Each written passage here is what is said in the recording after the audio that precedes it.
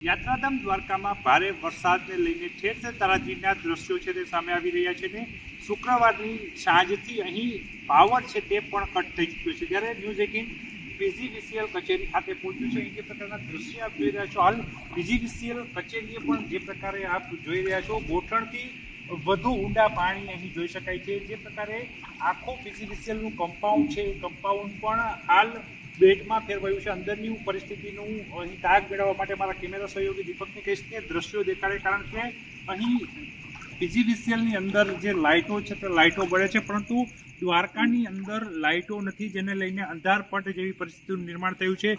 અનેક યાત્રાળુઓ અહીં આવતા હોય છે, પરંતુ જે વરસાદ પડવાને કારણે જે પ્રકારે શોર્ટ સર્કિટ થઈ છે, અનેક રસ્તાઓ પર પાણી ભરાયા છે, ત્યારે 13 ઇંચથી વધુ વરસાદ છે તે 24 કલાકની અંદર દ્વારકામાં જોવા મળી રહ્યો છે, અને જેને લઈને અંધારપટની પરિસ્થિતિ જોવા મળી રહી છે। યાત્રાધામ દ્વારકામાં મોડી રાત્રિના ન્યૂઝ 18 જ્યારે ગ્રાઉન્ડ ઝીરો ઉપર પહોંચ્યું છે, ત્યારે પીજીવીસીએલની કચેરી સિવાય આખા દ્વારકામાં મોટાભાગે અંધારપટ છે તે જોવા મળી રહ્યો છે। કેમેરામેન દીપક જોશીની સાથે કિંજલ કારસરિયા, ન્યૂઝ 18 ગુજરાતી, દેવભૂમિ દ્વારકા।